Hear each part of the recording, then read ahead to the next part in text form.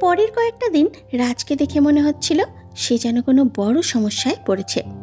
সমস্যাটা পড়াশোনা নয়, কোনো মারপিটও নয়। সমস্যাটা হলো সে বুঝতে পেরেছে সে নন্দিনীকে ভালোবাসে, আর সেই সত্যিটাই তাকে সবচেয়ে বেশি অস্থির করে তুলেছে। একদিন ক্যান্টিনে বসে সবাই আড্ডা দিচ্ছে, নন্দিনী তখনও আসেনি।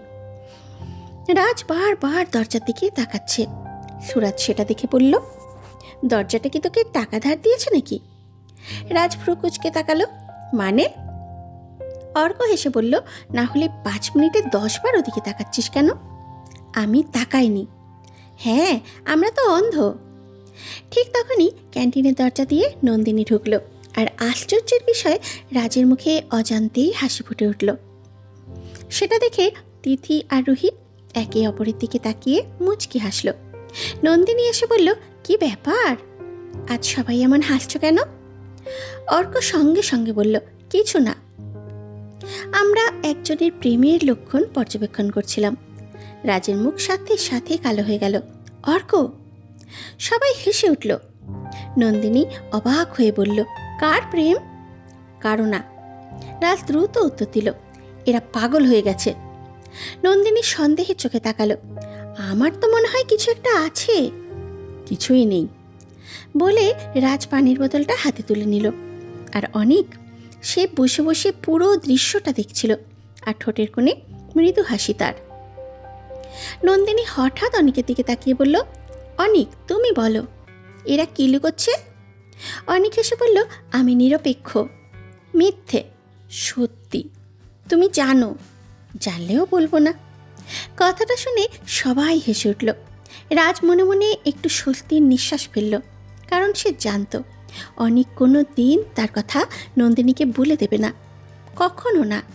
কিন্তু এরপরে যা হলো সেটা কেউ ভাবেনি।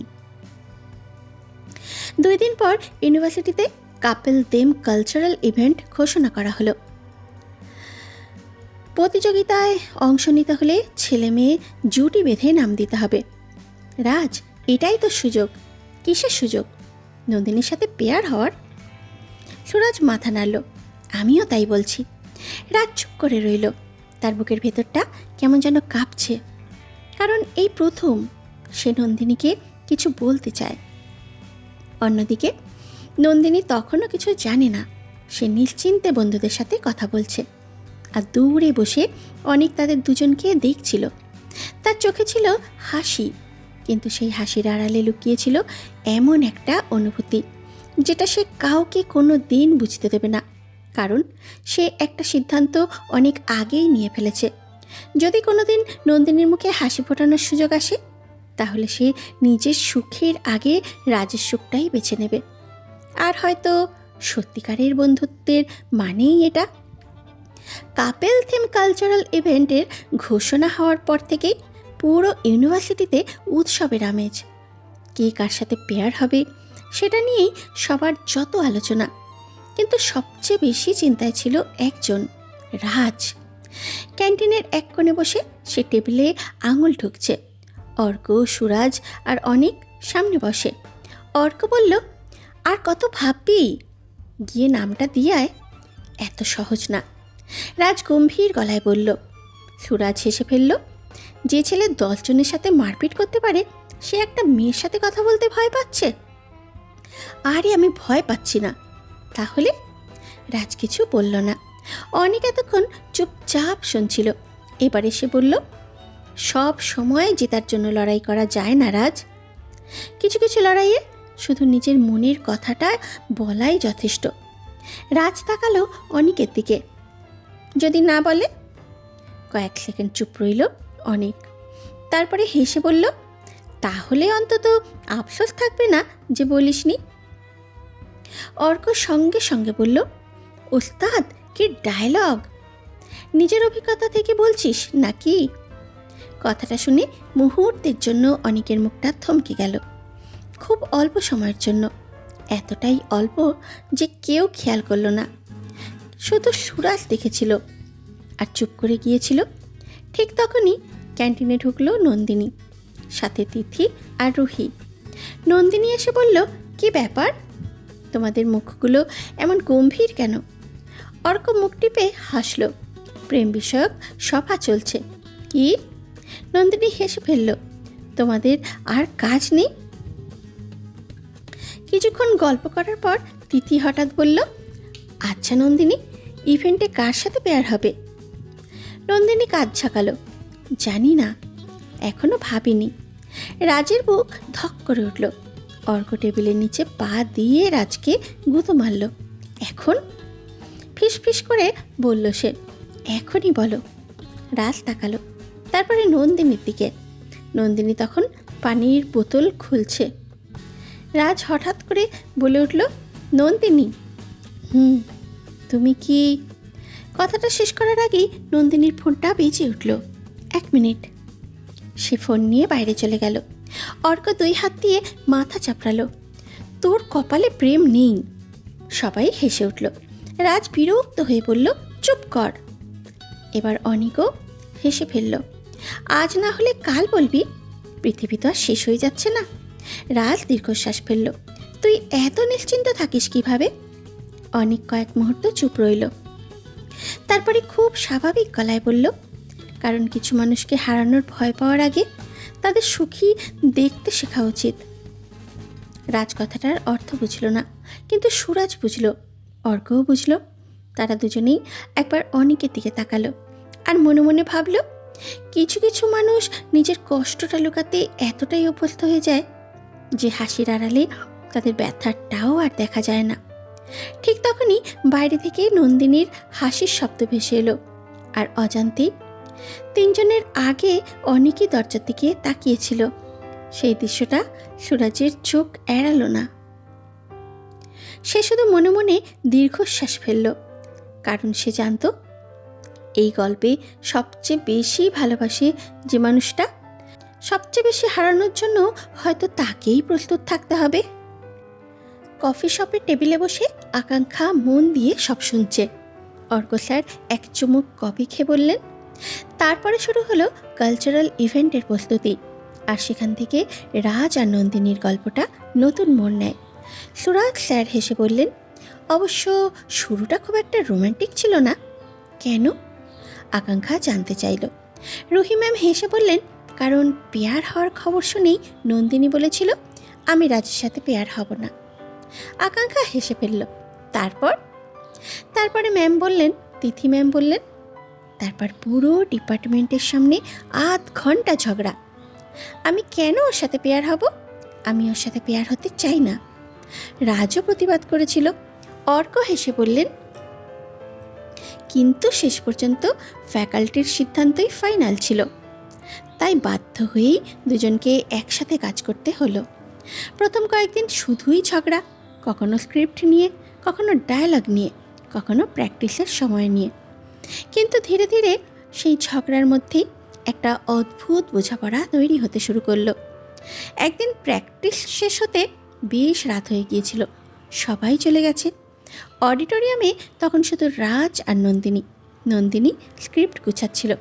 হঠাৎ তার হাত থেকে কয়েকটি কাগজ মাটিতে পড়ে গেল। কিছু বলার আগেই রাজ নিচু হয়ে কাগজগুলো তুলে দিল। নন্দিনী একটু অবাক হলো, কারণ এই ছেলেটাকে সে সব সময় ঝগড়া করতে দেখেছে। এভাবে চুপচাপ সাহায্য করতে নয়। থ্যাঙ্কস, রাজ মুখ ঘুরিয়ে বলছে। বারবার থ্যাংক ইউ বলার অভ্যাসটা বাদ দাও। কেন? বন্ধুদের এত ফর্মালিটি মানায় না। কথাটা শুনে নন্দিনী কিছুক্ষণ চুপ করেছিল, তারপরে মৃদু হেসেছিল। আর দূর থেকে পুরো দৃশ্যটা দেখছিল অনিক। সুরাজ কাঁধে হাত রেখে বলেছিল, তুই ঠিক আছিস? অনিক হেসেছিল। আমার কি হয়েছে? কিছু না। সুরাজ আর কিছু বলেনি, কিন্তু সে বুঝতে পারছিল অনিক নিজের অনুভূতির সাথে প্রতিদিন একটু একটু করে যুদ্ধ করছে। তবুও রাজের দিকে তাকালে তার মুখে হাসি ফুটে ওঠে, কারণ এতদিন পর তার বন্ধুটাকে সত্যি সত্যি সুখী দেখতে পাচ্ছে। এরপরে ইভেন্টের দিন চলে এলো। পুরো অডিটোরিয়াম ভর্তি, সবাই অপেক্ষা করছে। রাজ আর নন্দিনীর পারফরমেন্স ছিল শেষের দিকে।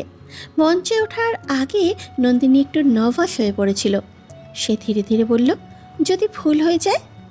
রাজ প্রথমবারের মতো মজা না করে বলল, আমি আছি তো, তুমি কোনো ভুল করলে সামলে নেব। মাত্র 4টে শব্দ, কিন্তু কেন জানি না নন্দিনীর বুকের ভেতরটা কেঁপে উঠেছিল। সেদিন তার পারফরমেন্স শেষ হওয়ার পর পুরো হল হাততালিতে ফেটে পড়েছিল। আর সেদিনই প্রথমবার নন্দিনী নিজেকে প্রশ্ন করেছিল, রাজকে দেখলে আমার মুখে অজান্তেই হাসি চলে আসে কেন? আর রাজ, সে তো অনেক আগেই নিজের উত্তর খুঁজে পেয়ে গেছে, শুধু সাহস করে মুখে বলবার অপেক্ষা। কালচারাল ইভেন্ট শেষ হয়েছে কয়েকদিন। বিশ্ববিদ্যালয়ের ক্যাম্পাস এখন আগের মতোই আড্ডা, ক্লাস আর হাসি ঠাট্টাতে মেতে আছে। সেদিন বিকেলে বিশ্ববিদ্যালয়ের পুরনো মাঠের পাশে বসেছিল অনিক, অর্ক, সুরাজ, তিথি আর রুহি। রাজ আর নন্দিনী তখন প্র্যাকটিসের কোনো কাজ নিয়ে ডিপার্টমেন্টে গেছে। অনেক দূরে তাকিয়ে বসে আছে, মুখে তার হালকা হাসি, কিন্তু সেই হাসিটা চোখ পর্যন্ত পৌঁছাচ্ছে না। রুহি কিছুক্ষণ চুপ থেকে বলল, অনিক, তোকে একটা কথা জিজ্ঞেস করব, কর। তিথি এবার ধীরে ধীরে বলল, তুই সত্যিই ঠিক আছিস? অনিক হেসে ফেলল, আবার শুরু করলি? অর্ক গম্ভীর গলায় বলল, মজা করছি না, আমরা সবাই জানি তুই নন্দিনীকে পছন্দ করিস। কথাটা শুনে কয়েক মুহূর্ত নীরবতা নেমে এলো। অনিকের মুখের হাসিটা একটুও বদলালো না, শুধু চোখ দুটো একটু স্থির হয়ে গেল। সুরাজ বলল, তুই নিজে রাজকে নন্দিনীর কাছে যেতে সাহায্য করেছিস, এতে তো তুই নিজেই হারিয়ে যাচ্ছিস, একবারও নিজের কথা ভাবিসনি? অনেক আকাশের দিকে তাকালো, বিকেলের হাওয়া বইছে। কয়েক সেকেন্ড পরে সে মৃদু হেসে বলল, যদি শুধু নিজের কথাই ভাবতাম তাহলে বন্ধু হলাম কেমন করে? কেউ কিছু বলল না। অনেক ধীরে ধীরে বলতে লাগলো, জানিস, ভালোবাসা মানে সব সময় নিজের করে পাওয়া নয়। কখনো কখনো ভালোবাসা মানে দূরে দাঁড়িয়ে কারো আনন্দের কারণ হয়ে থাকা। তিথির চোখ ভিজে উঠল। রুহি নিচের দিকে তাকালো। অনেক আবার হাসলো। একটা কথা মনে রাখিস, কিছু মানুষকে নিজের জীবনে পাওয়াটা ভাগ্য, আর তাদের সুখী দেখতে পারাটাই ভালোবাসা। চারপাশটা নিস্তব্ধ হয়ে গেল। অর্ক ফিসফিস করে বলল, তোর জন্য খারাপ লাগে রে। অনেক মাথা নাড়ল। খারাপ লাগার কিছু নেই, কারণ আমি কোনো দিন নন্দিনীকে হারাইনি। যাকে নিজের বলে দাবি করিনি তাকে হারাবো কিভাবে? কথাটা শুনে সবার বুকটা কেমন যেন করে উঠল। সুরাজ ধীরে ধীরে বলল, তবুও কষ্ট তো হয়। অনেক এবার সত্যি সত্যি একটু চুপ করে গেল।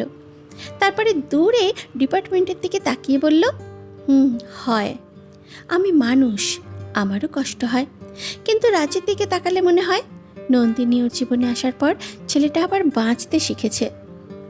ছোটবেলা থেকে বাবা মার ভালোবাসা পায়নি, সব সময় নিজেকে একা ভাবত। আজ প্রথমবার কাউকে নিয়ে স্বপ্ন দেখছে। আমি সেই স্বপ্নটা ভাঙতে পারবো না। তারপরে হঠাৎ গম্ভীর হয়ে বন্ধুদের দিকে তাকালো অনেক। আরেকটা কথা, সবাই তাকালো। আমার অনুভূতির কথা রাজ বা নন্দিনী কোনো দিন জানবে না, কোনো দিন না। তোরাও কেউ বলবি না। আমি চাই না ওরা নিজেদের সুখের মধ্যে দাঁড়িয়ে অপরাধী পদে ভুগুক। তিথি চোখ মুছল। রুহি আস্তে করে মাথা নাড়ল। অর্ক আর সুরাজও সম্মতি দিল।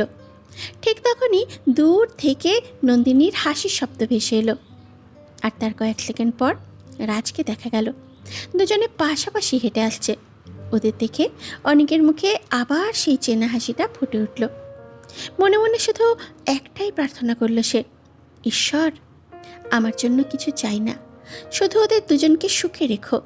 আর হয়তো সেই মুহূর্তে নিজের ভালোবাসার উপরে শেষ পর্দাটা টেনে দিয়েছিল অনিক সিংহ রায়।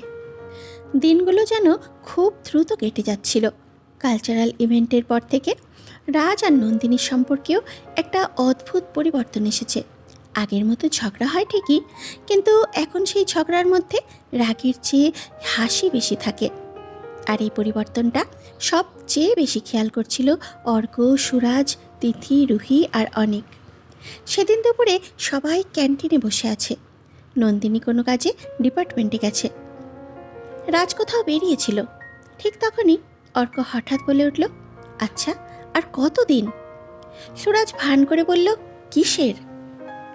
ধুর, রাজ কবে প্রপোজ করবে? রুহি হেসে ফেলল, আমার মনে হয় ওদের বিয়ে হয়ে যাবে, তবুও রাজ প্রপোজ করতে পারবে না। সবাই হেসে উঠল।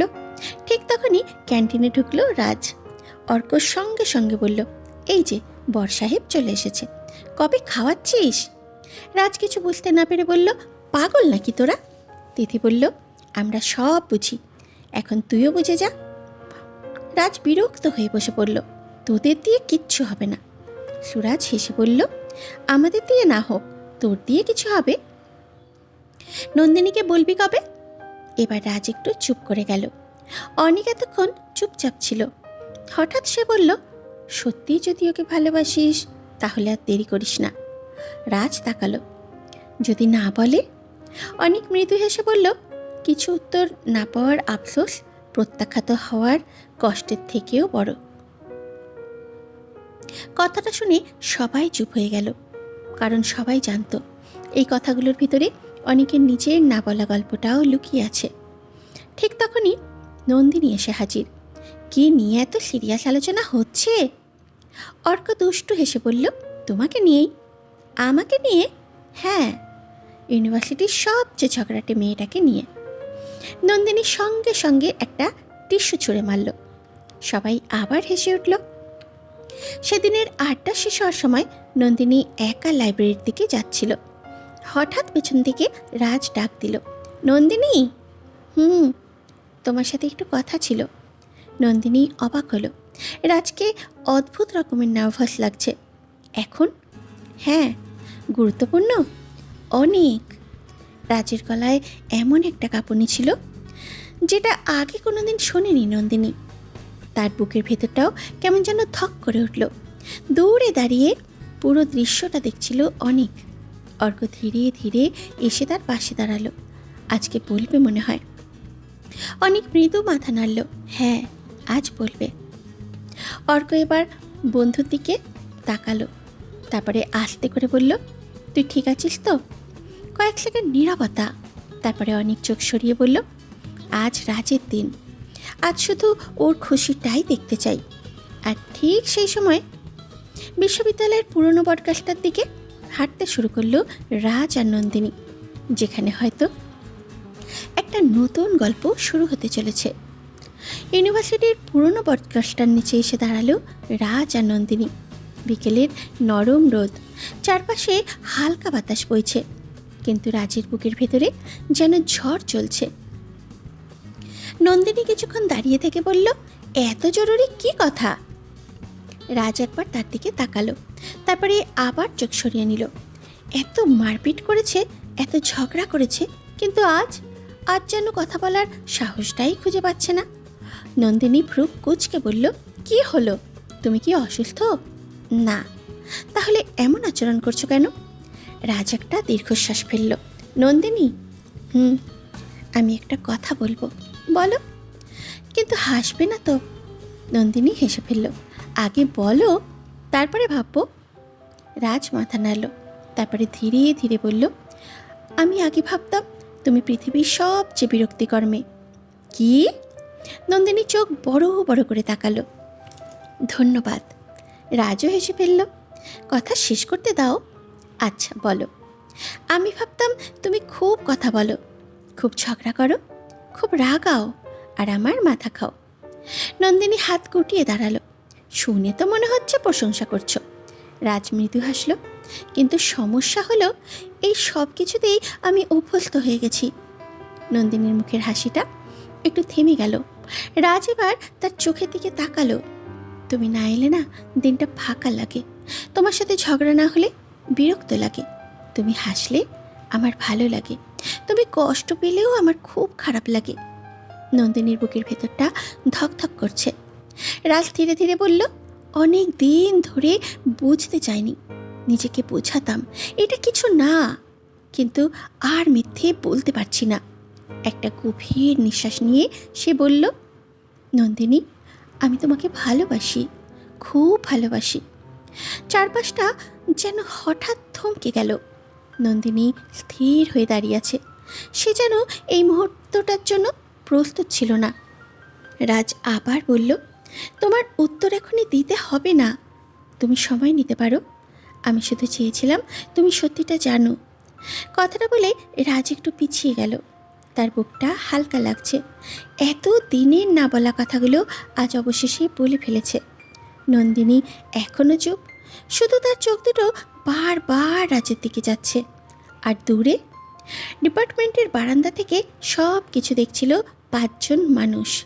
অর্ক, সুরাজ, তিথি, রুহি আর অনিক। অর্ক ফিসফিস করে বলল, অবশেষে বলে ফেলল। সুরাজ হেসে মাথা নাড়ল। তিথি আর রুহির মুখেও হাসি। শুধু অনিক চুপচাপ দাঁড়িয়ে রইল। তার ঠোঁটেও হাসি আছে, কিন্তু চোখের গভীরে কোথাও একটা অদ্ভুত শূন্যতা। তবুও মনে মনে সে শুধু একটা কথাই বলল, সুখে থাকিস রাজ, সত্যিই সুখে থাকিস। অন্যদিকে নন্দিনী ধীরে ধীরে মুখ তুলল, রাজের দিকে তাকালো। তারপরে খুব আস্তে করে বলল, আমাকে একটু সময় দেবে? রাজ মৃদু হেসে মাথা নাড়ল, যতটা চাইবে। নন্দিনীও হালকা হাসল, আর সেই হাসিটাই যথেষ্ট ছিল। কারণ রাজ বুঝে গিয়েছিল তার ভালোবাসা অন্তত অপছন্দের নয়।